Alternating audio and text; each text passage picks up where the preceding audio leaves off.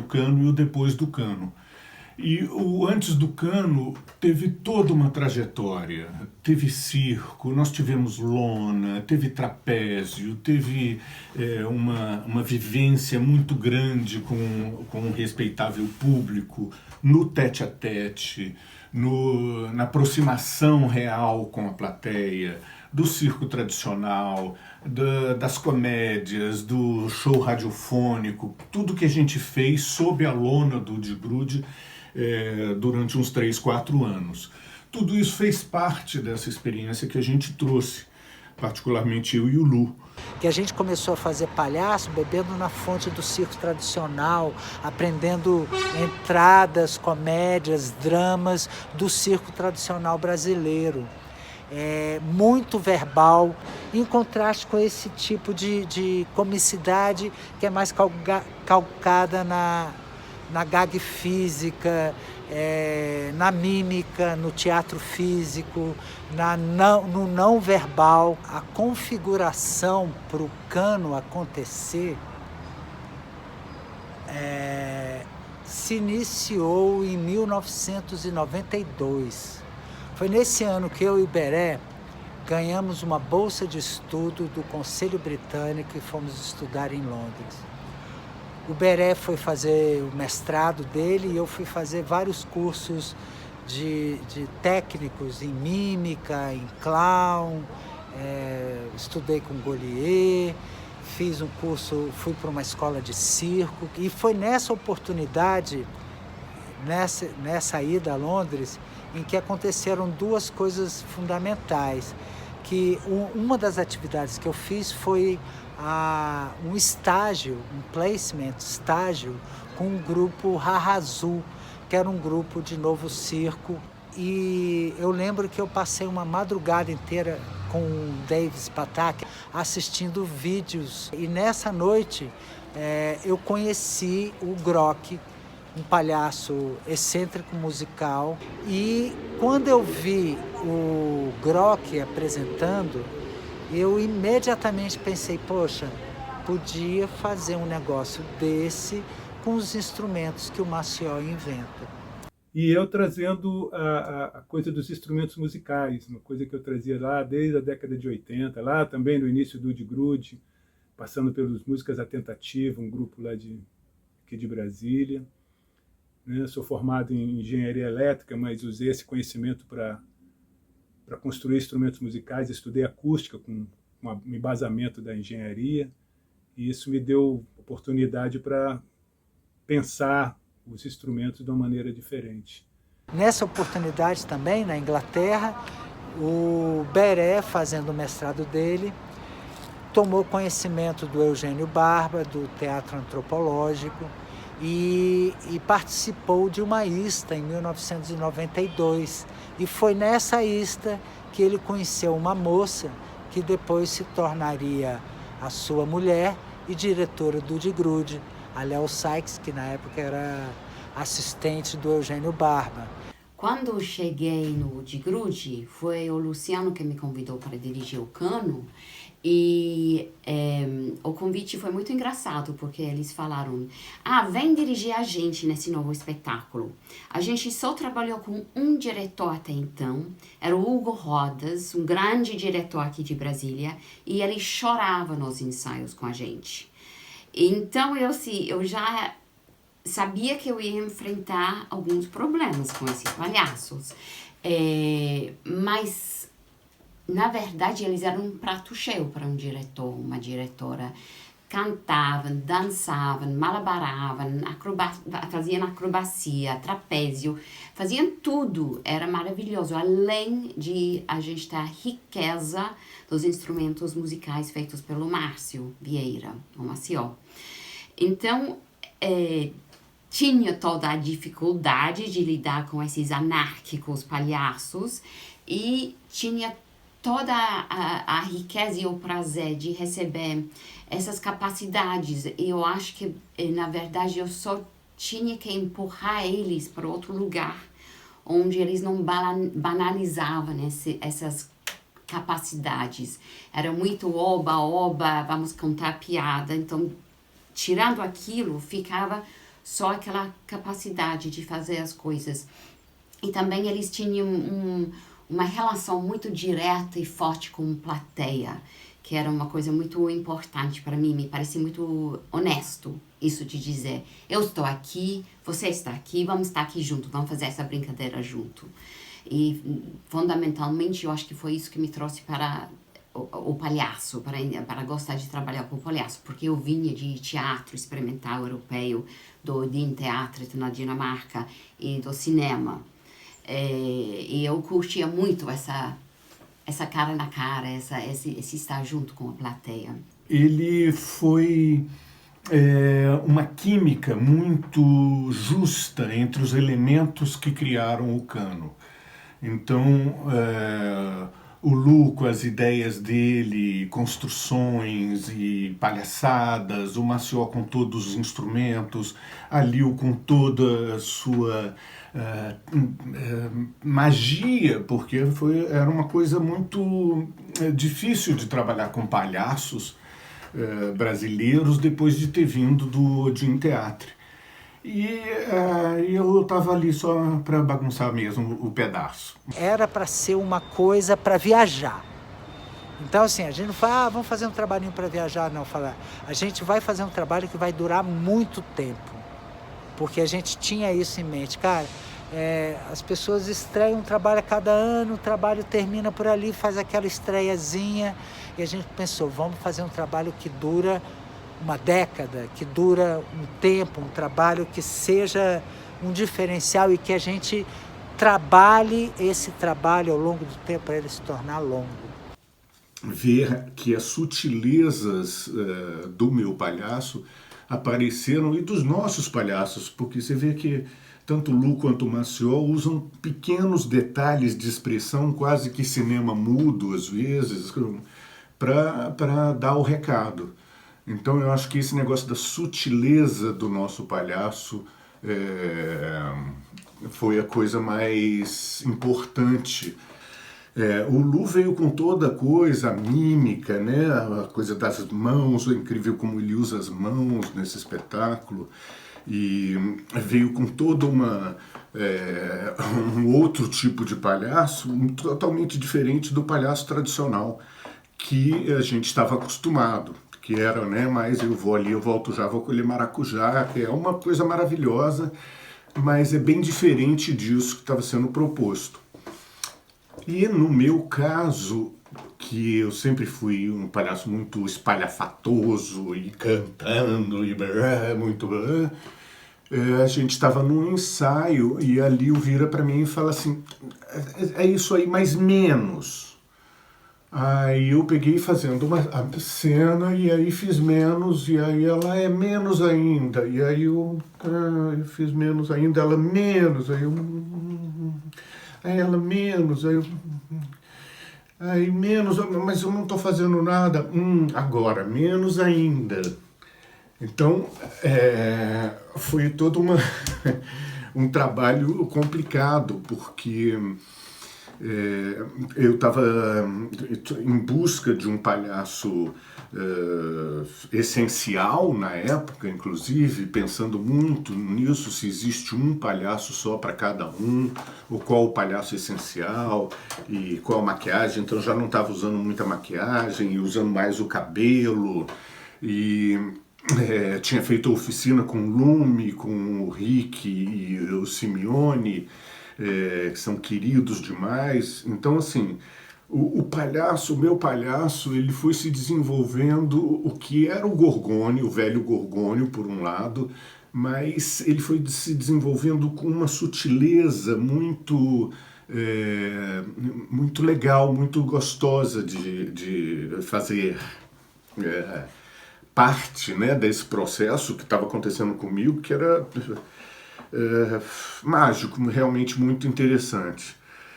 Porque o palhaço do Cano, o meu palhaço, ele não entende por que as pessoas estão rindo. Entendeu? Ele está sempre assustado, ele está sempre, o que é que está acontecendo aqui?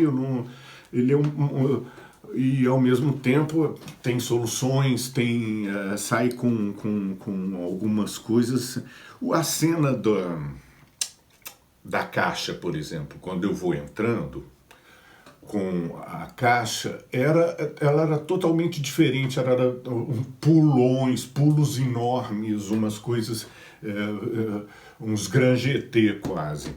E aí nessa de menos, aí virou quase um pulinho, uma coisa, e é como se tivesse a mesma intenção de um Grand GT, mas num pulinho. E isso virou quase que uma partitura cênica para mim, uma coisa que estava sempre na minha mente, é uma música que fica por trás. Então, assim, independentemente do barulho que os ladrilhos estavam fazendo, eu estava... Tinha uma coisa para guiar. Foi um momento muito criativo e os materiais chegando, os instrumentos novos chegando, sendo incorporado, a forma que ia montando, ia entrando no espetáculo, o montar do instrumento acabava virando cena. E a ideia era bem simples, eram 3 palhaços em cena, tentando fazer coisas, as coisas davam errado, e eles tocavam música para resolver o problema.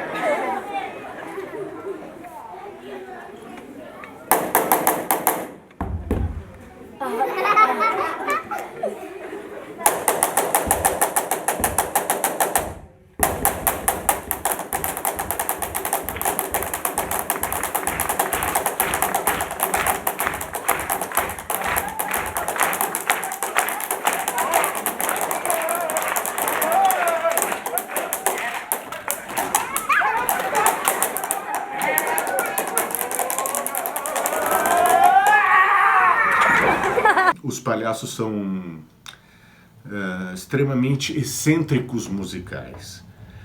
Isso é que é o mais legal do Cano, é porque a gente descobriu um palhaço excêntrico, bem sutil, que mesmo nos conflitos mais diferentes ali que existem em cena, a solução é sempre a música. A gente começou a trabalhar em cima do som central. A coisa central para a gente era o som. E precisei criar esse conceito de coisa sonora. Esse conceito de coisa sonora que envolve esses objetos cênicos, objetos sonoros, que não são só objetos sonoros, não são só instrumentos musicais. Eles são muito mais, eles são coisas que eles são protagonistas muitas vezes, eles são cenário, eles fazem parte da peça, não como uma coisa inerte, mas como uma coisa viva, que se mexe. Vide o Canudinho, sabe, ele anda, ele é vivo, ele pula para lá e para cá, ele dialoga com todo mundo, ele se transforma numa minhoca, ele é uma coisa assim que é um personagem.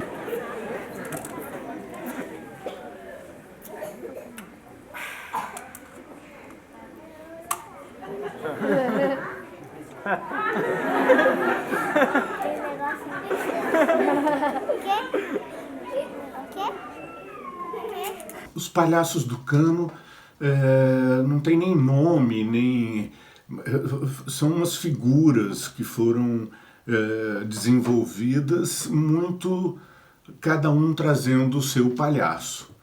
Foi incrível ver o Mació, que não se considerava uma pessoa de cena, desenvolvendo o palhaço dele quase da estaca zero, do gosto, do prazer de estar em cena e de se relacionar com a plateia.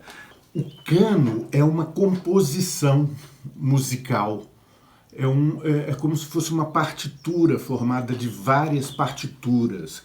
As partituras de cada palhaço, porque cada palhaço tem uma partitura palhaçal mesmo do que é que cada um vai fazer ali. Só que é uma partitura meio de jazz, que ela é aberta a improvisos, aberta a improvisação, aberta ao desafio e muito aberta à plateia, claro, porque depende muito da plateia para esse jazz acontecer. Então, no meu caso, o Gorgônio, ele tem um papel ali que ele é bastante assim, meio... Bom, é o excêntrico musical, é o alienígena, né? É um desajustado, o misfit, é um que não se encaixa direito. E ao mesmo tempo está o tempo todo tentando se encaixar, e o slapstick, então, mas é isso, eu acho que cada um tem uma partitura clara para si mesmo, o que junto compõe uma partitura maior, que é a partitura do cano. Me considero uma pedreira, porque os atores constroem os tijolos, eu dou um estímulo e eles, em base a esse estímulo, eles fazem alguma coisa, eles criam algumas ações. Cada ação considero um tijolo. Depois eu pego todos esses tijolos e vou juntando eles de duas formas, ou uma atrás da outra, ou uma em cima da outra. Ou seja, tem uma música seguida de uma cena muda, seguida de uma cena de texto, alguma coisa assim. Isso seria uma montagem horizontal. É o Eugênio Barba que fala da dramaturgia horizontal e vertical. E a dramaturgia vertical seria aquilo que se põe uma música junto com umas ações, junto com um texto, ou seja, uma montagem no espaço. E o horizontal é uma montagem no tempo, uma coisa atrás da outra. E juntando esses tijolos, no final você tem um muro. E depois de um tempo você montou alguns muros. E aí, quando você já tem alguns muros, você pode começar a juntar os muros. E você pode ver a construção que você fez, o edifício, que tipo de edifício você construiu. E tem fraqueza nesse edifício, ele vai cair se colocou uma música atrás da outra. Não, isso não é bom, vamos separar com uma cena muda no meio. Ou seja, não é o sentido da narrativa que vai decidindo essa sequência. É o ritmo, Meyerhold, que diz tudo é ritmo. E é verdade, você tem que estar sempre seduzindo e engajando a plateia. Então, é muito importante isso de ir sentindo quando é que eu já entendi, já cansei. Não, ok, antes dessa hora, você já tem que mudar. E aí, uma vez que você juntou seus muros, tem esse edifício que funciona, flui, tem ritmo. Aí você vem, cobre com massa corrida para não ver as emendas entre as cenas. Pode ser uma coisa simples, tipo uma música que começou numa cena, você deixa essa música continuar para outra cena. E assim esses muros vão emendando um no outro sem a plateia perceber as juntas, né? Um exemplo no cano disso é a cena da Casa Mal Assombrada, que está entre duas cenas, que é a cena do barril, onde toda uma cena feita só com barril, várias coisas que acontecem com o barril acabando numa grande explosão. E a próxima cena vai ser a Rosa Amarela, a música da Rosa Amarela.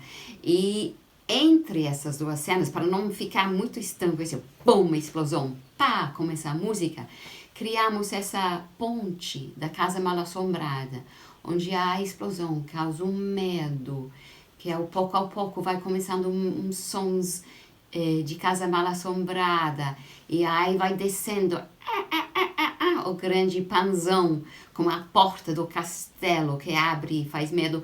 E aí essa apresentação do instrumento dentro da Casa Mal-Assombrada já cria toda uma emenda para o começo da música da próxima cena, que seria a Rosa Amarela.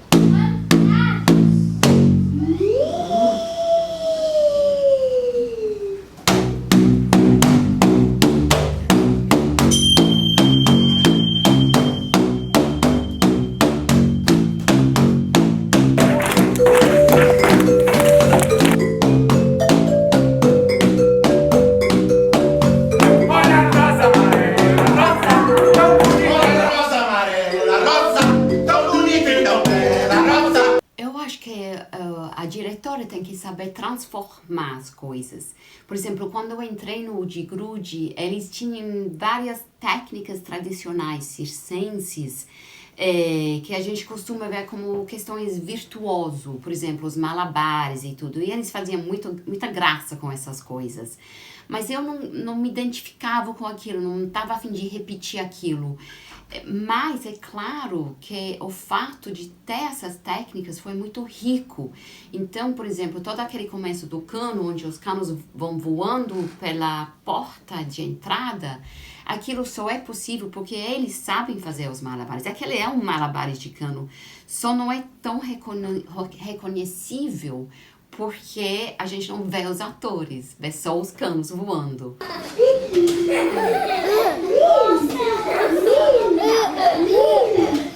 Mas eu acho que isso é interessante também, poder pegar o que o ator sabe fazer e levar para outro lugar, e transformar, e modificar, e surpreender.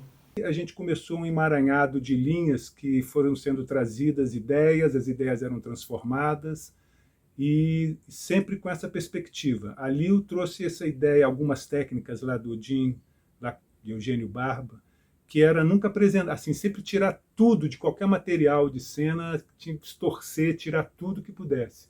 Então ela aplicou isso em vários lugares, no cano dá de ver isso. O cano, eu vejo ele em 4 cenas básicas. A primeira cena, a cena do cano comprido. Cena do cano comprido, passando uma coisa de filme, né? Uma coisa de desenho animado. A gente imaginava uma abertura, ainda não tinha cenário, e aquele cano passando sem terminar nunca. A gente foi criando, vamos fazer a cena, faça materiais, cada um faz 5 entradas, tá. Vem! Vem! Vem! Vem! Vem!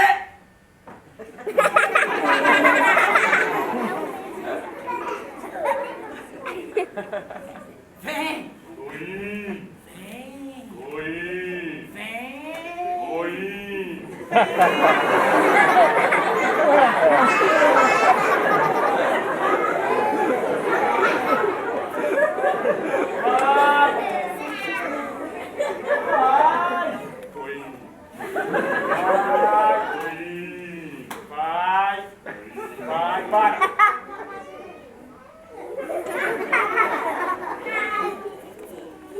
E ali chegava aquele cano de 4 metros, e a gente já pensava assim, pô, a gente vai querer viajar, como é que vamos transportar isso? A solução foi cortar o cano em pedaços de no máximo 1,5 metro e o que fosse menor. Um dos primeiros ensaios onde a gente começou a brincar com o cano. O espetáculo chama o cano, então a gente trouxe alguns pedaços de cano e começamos a improvisar com esses pedaços. Nesse período, né, nesses primeiros ensaios, a Liu estava terminando o filme dela em Londres, o o Conto de Duas Cabeças. Então a gente ficou, eu e o Beré praticamente, porque nessa época o Maceió ainda estava lá em Pirenópolis, estava começando a trabalhar, a fabricar os instrumentos, afinar os canos. E aqui nos primeiros ensaios a gente começou a brincar com pedaços de cano. Daí surgiram várias cenas, né, desses improvisos que depois foram incorporados ao espetáculo. Agora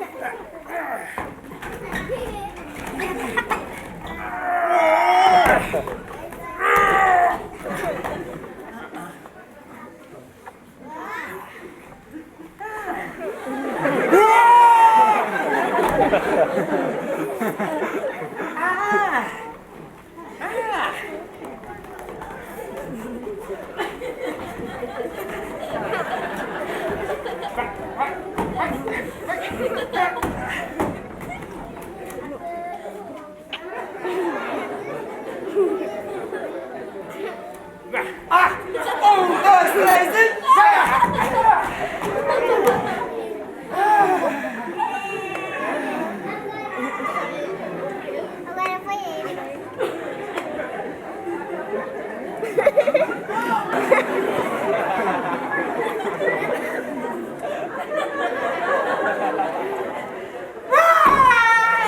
E ali foi até que quando termina a cena faz aquele malabarismo de jogar canos um para o outro, já também muito difícil de fazer aquilo para a gente planejar tudo.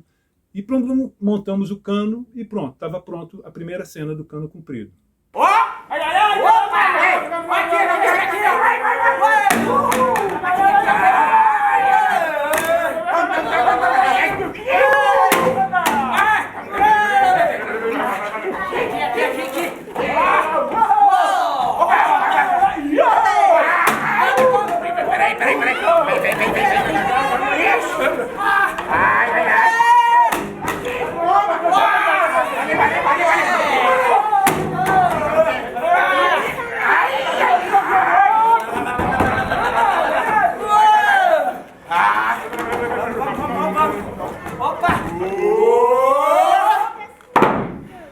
Fiz o instrumento pensando em determinadas músicas, Trenzinho Caipira principalmente.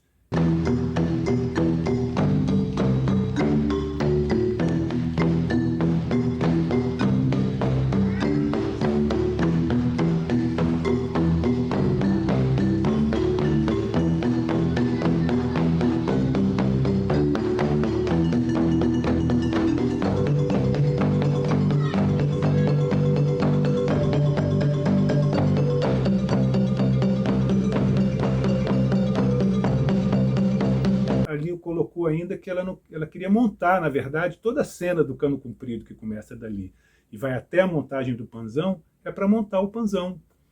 Então a gente começa com uma floresta, coloca os canos, aquela coisa misteriosa, neguinho não entende direito se é para rir, se é para ficar sério, até que começa um slapstick, que foi também uma das primeiras cenas que a gente fez. Quando a gente viu aquele Cano Comprido, a gente começou a brincar nós três e já começou aquela coisa de virar o cano. Não, coloca ali, pá, bate na cabeça de um, bate na cabeça do outro. Ah, põe ele ali, ó. Um momento. Ali onde? Não, ali não.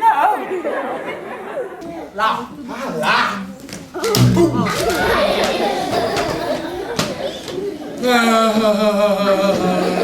Logo em seguida entra a Cucaracha, que é a segunda cena que eu chamo, que é também com 3 subcenas. Cucaracha é aquela história das linhas se entrelaçando. A gente ia trabalhar numa construção. A ideia do Lu eram 3 palhaços, né, eu esqueci de falar lá, estavam numa construção. E eu pensei, bem, em determinada hora a gente vai pegar ladrilhos e vai pregar numa parede, como se estivesse construindo, e aí com aqueles instrumentos na parede a gente pode tocar. Essa era a minha ideia. Coloquei com placas, coloquei os ladrilhos pregando com velcro, e cheguei para a galera, pum. Quando a Lil viu aquilo, falou, coloca nas costas um no outro. Como? Não sei o que, a gente amarrou lá com o que podia, colocou um nas costas dos outros e começamos a tocar. Toca agora alguma coisa. Aí a gente E a gente começou a tocar uma música andando por aqui. Ai, que música vai ser? Aí Cucaracha, aí os três, aí começamos a dançar e o espetáculo foi todo sendo criado através desses improvisos, muito de brincadeira. La cucaracha, ya no puede caminar, ¿qué le pasa? ¿Qué le tiene? La toca quitar detrás, la cucaracha, ya no puede caminar, ¿qué le pasa? ¿Qué le tiene? La toca quitar detrás. Pronto, aquela cena, ela ficou assim, aquele número, né, ele ficou como sendo a gravitação, como o final da cena. Aí, a partir dali, foi tudo sendo desfeito para a gente poder fazer a cena de trás para frente. Então, começa com o Beré entrando com uma caixa, né, cheio de ladrilhos dentro, quer dizer, a gente não sabe o que é aquilo, fazendo aquele barulho caótico, faz... Essa é a primeira subcena. A segunda é a montagem dos ladrilhos. Os três também, aquele mistério, todo mundo colando ladrilho, batendo aquele som caótico, quer dizer, aquele som que era uma coisa bem caótica, começa a ter alguma organização, porque começa a se colocar, bater, plim, plim, bum, bum, bum, bum.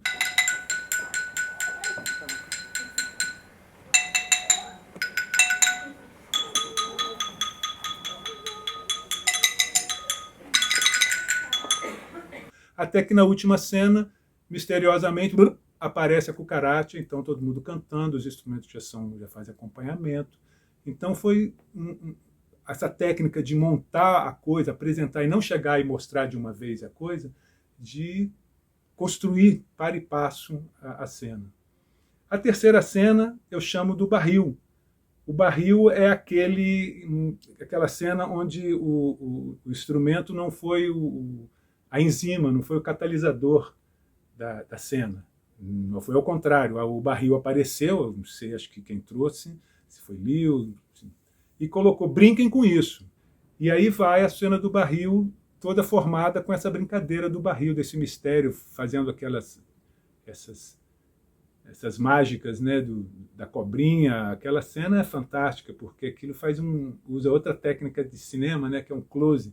De repente, toda a plateia, todo aquele cenário de vários metros quadrados é focalizado só no tampo do barril, naquele furinho, saindo aquela minhoquinha que fica lá brincando.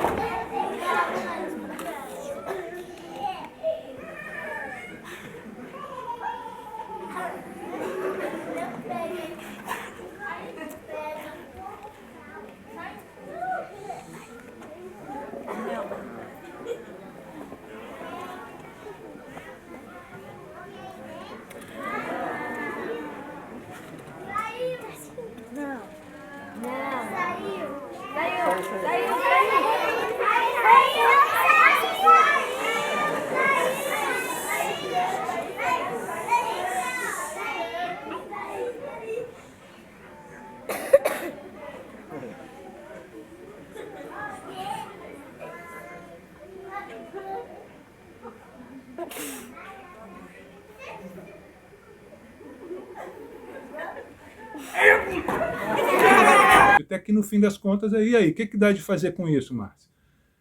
O que instrumento pode fazer? Bem, a primeira coisa foi batucar, né? E esse barril é usado ainda lá na frente como um contrabaixo.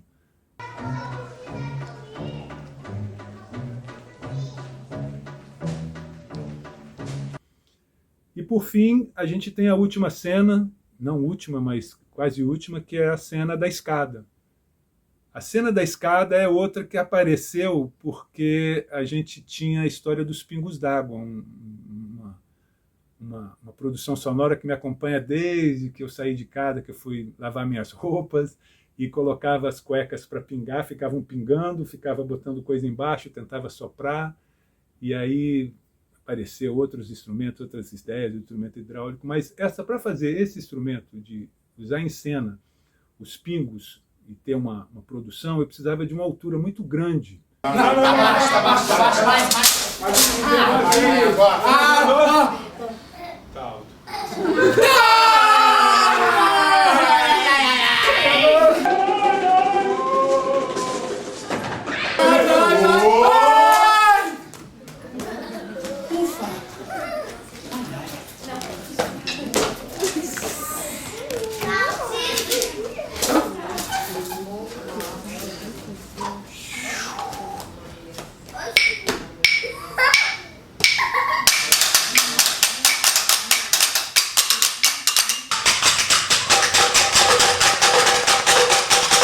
E aliado a isso, tinha a ideia do Luciano, que sempre queria utilizar, na primeira ideia dele, que era utilizar dois planos, um plano térreo e um segundo plano, para a gente atuar num segundo plano.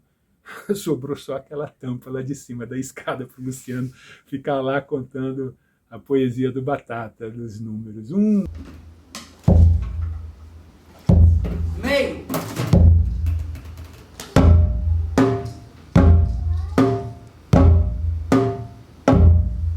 Quarto.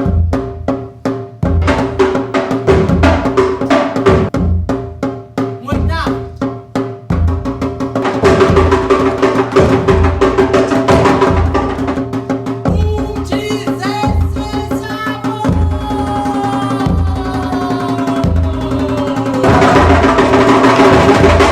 E depois daquelas toda a poesia que é o cano, né? Porque não há palavras, não há um enredo, não há um conto, não há uma história, há imagens poéticas. A gente, quando termina de tocar o contrabaixo e faz um rock, faz aquela brincadeira e coloca uns pingos d'água lá, a gente muda. O nosso personagem muda. Vocês podem ver em cena que a gente está todo mundo meio curvado, meio, sei lá, meio com uma personalidade do clown forte na gente. A gente fica mais ereto, vai para a cena, vai para a música já com outra postura.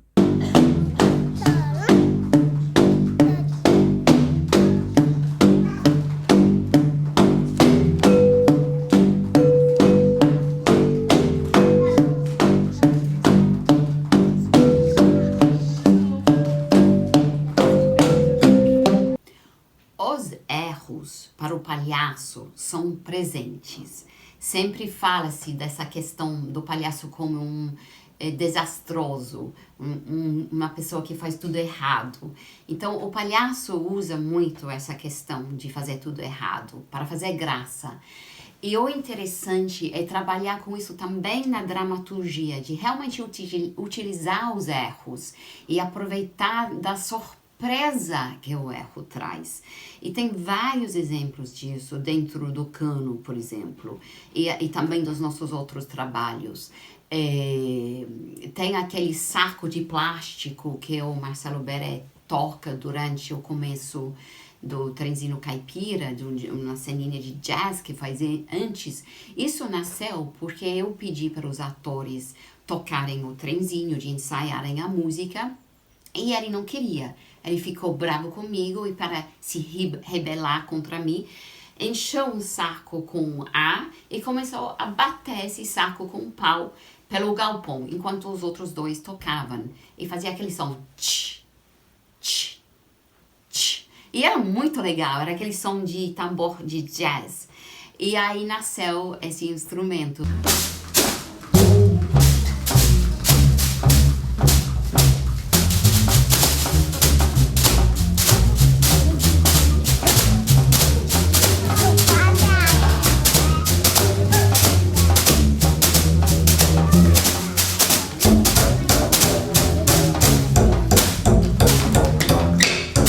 O salto, para mim, uma cena que é a minha favorita, vamos dizer assim, é quando eu pulo o tesão no chão. Então aquela cena ela tem toda uma coisa com o público, uma coisa que é extremamente sutil. Então ela é mais ou menos do mesmo jeito sempre, mas depende um pouco a minha respiração, meu pulo, o timing do pulo depende um pouco da reação da plateia.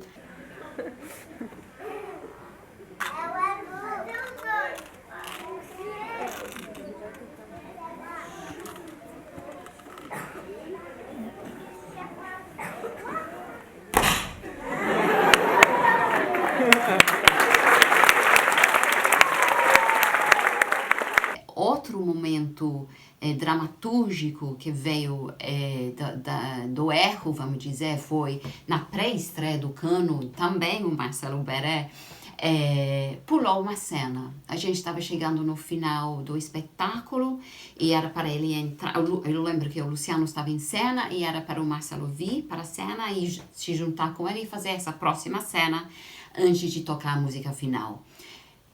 O Marcelo simplesmente não veio para a cena, foi para o instrumento e começou a tocar a última música. Aí o Lu estava lá em cena e olhou para mim na plateia, eu não podia fazer nada, o Lu não podia fazer nada. Aí o Lu foi para o instrumento dele e começou a se juntar na música e assim acabamos com a música. E foi fantástico, porque eu não tinha entendido, mas aquela cena que ele cortou sem querer estava atrapalhando o fluxo do espetáculo. A cena funcionava, era uma boa cena, mas às vezes você tem que cortar coisas boas, muitas vezes, e é dolorido, cortar as coisas boas, porque eles estão atrapalhando aquela obra. Talvez você vai utilizar aquele material em outro momento. Por isso que eu falo que, quando corto o material, eu falo, não, vamos colocar na geladeira. Não é jogar fora, é colocar na geladeira para se manter fresco, para quando precisar se tira fora e usar no contexto que for. Confesso que praticamente nunca tiro nada da geladeira, fica lá apodrecendo mesmo durante anos. Mas uma maneira dos atores não sentirem tanto e de facilitar essa coisa de cortar. Porque os atores não gostam de cortes. Uma coisa que eu diria para todo diretor é você tem que... não se preocupe se os atores não gostam de você porque você corta material. Dói, claro que dói. Todo mundo trabalhou muito naquele material. Mas a sua responsabilidade é com o todo e de deixar eles fortes na frente do público. Não de atender ao ego ou de pensar trabalhamos tanto, então tem que ficar, não é isso. Me lembro uma vez quando eu tinha que fazer um corte bem grande de uma cena que a gente tinha realmente investido e trabalhado muito. E aí eu fui para o ensaio com uns doces, sabe, aqueles bem grudentos. Aí eu cheguei no ensaio com esses doces, os palhaços já estranharam, porque falaram, nossa, ela está sendo gentil, o que está acontecendo? Mas aí eu ofereci esses doces, cada um pegou um e começaram a mastigar, grudaram nos dentes, e aí eu falei, gente, sabe aquela cena? Tá cortado. E eles, o quê? Tentaram mastigar o mais rápido possível para poder engolir, para poder responder e se rebelar e contestar e dizer que não. Mas só aqueles 3, 5 segundos de mastigar para engolir, já foi. Já me comprou a paz, sabe? Mas os olhares desesperados foram muito engraçados. Talvez isso tenha que virar uma cena um dia.